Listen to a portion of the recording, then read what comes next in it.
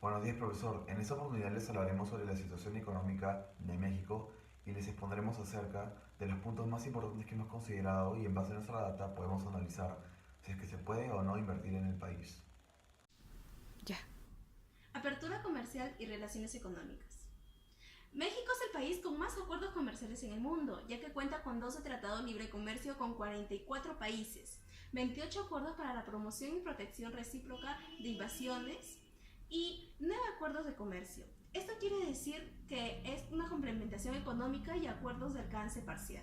En esta gráfica podemos observar que en el 2006 el porcentaje de México alcanza el 78.1% del PBI y esta cifra no ha alcanzado desde que se unió al Tratado de Libre Comercio. PBI. En el 2014 el PBI obtuvo un 1,40%. Este creció en el 2015 y obtuvo 2,60%. Finalmente en el 2016 y 2017 se estableció y obtuvo 2,30%. El PBI per cápita. Entre el 2013 y 2014 tuvo un ligero crecimiento. Durante el 2015 se redujo en más de 12%. En el año 2016 siguió cayendo, una reducción de casi 10%. Para el 2017 el PBI per cápita tuvo un ligero crecimiento, debido a que durante ese año el peso tuvo una depresión frente al dólar muy bajo, aproximadamente 1,4%. Gasto público con porcentaje del PBI. En el 2015 y 2016 el gasto público se redujo a 10%.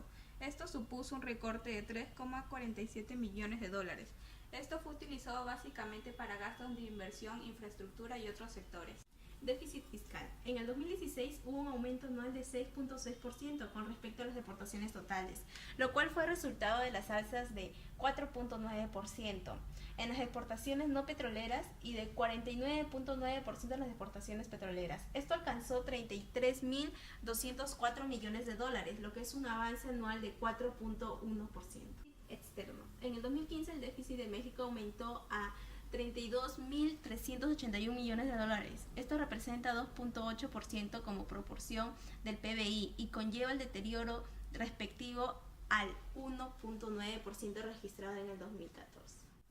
El empleo en México. México es de los países en que más se elabora y menos descansa. Sin embargo, diagnósticos sobre el empleo en México muestran informalidad dominante, salarios bajos, creación insuficiente de empleos y condiciones precarias. Habrá muchos más trabajos en el futuro, pero con condiciones similares o incluso peores. Desempleo. Durante el 2017 aumentaron el número de personas que decidieron no incorporarse al mercado laboral. Las condiciones de trabajo que existen es el principal motivo del incremento en el desinterés de la población. Se cree que la tasa de desempleo a nivel nacional prevalezca de 3,6% en el 2018 y aumente a 3,7% en el 2019. En este video voy a explicar acerca de la inflación en México y el índice de pobreza en la población. La inflación en México en el año 2013 cerró en 3.97%. Esto se debió al alza de los precios como el transporte público y alimentos. En el transporte público pasó de 3 a 5 pesos.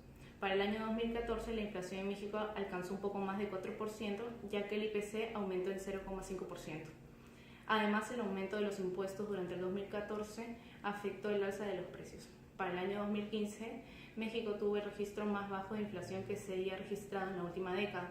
Su índice alcanzado fue de 2,3% y esto se debió a que bajó el precio de los servicios. En el año 2016 la inflación se elevó un poco más del 3% y esto se debió a la debilidad del peso mexicano frente al dólar. Para el año 2017 se alcanzó el punto más alto de inflación desde el comienzo de la década, llegando así a 6.77%. En el caso del índice de la pobreza, debe medirse utilizando diferentes factores, como la falta de ingreso de familia, no tener acceso a la educación, etc. Según las gráficas, nos muestra que el número de personas en situación de pobreza ha aumentado entre el año 2012 a 2014, aumentando así 9,6%. Sin embargo, en el periodo 2014-2016 este bajó. En el caso de México, presenta uno de los salarios más mínimo más bajos de la región y un aumento en la tasa de natalidad en poblaciones marginadas. En este video les voy a hablar acerca de la política monetaria y el PBI real efectivo de México. Durante el año 2013, el Banco de México recortó 3 veces la tasa de interés hasta colocarla en 3,5%, medida que se tomó para que tengas congruencia con la inflación, que para este año estaba previsto en un 3%. Para el 2014 redujeron su tasa de interés de 3,5 a 3% por el temor a que aumentara la inflación a inicio de 2015. En el 2015 se tuvo como objetivo la mejora y recuperación de la economía mexicana, pero para ese año el peso mexicano tuvo una fuerte depreciación frente al dólar. El 2016 fue el año donde la moneda mexicana se vio más afectada y la tasa de interés tuvo 5 aumentos en un solo año, de 3,25% a inicios de año a 5,75% al concluir. En el 2017, la inflación aumentó en el primer trimestre del año. Uno de los motivos del aumento fue el incremento en el precio del gas y de la gasolina a más de 15% a inicios del 2017. Con respecto al PBI real efectivo, en el 2017 el PBI de México presentó un avance interanual de 1,8% en el cuarto trimestre y 2,1% para todo el año. Y según la gráfica de estimación oportuna, la economía de México progresó a una tasa de 1,7% para así culminar el año con un crecimiento de 2,3% con respecto al mismo trimestre que el año anterior. Hola, ¿qué tal? Bueno, yo les hablaré acerca del tipo de cambio.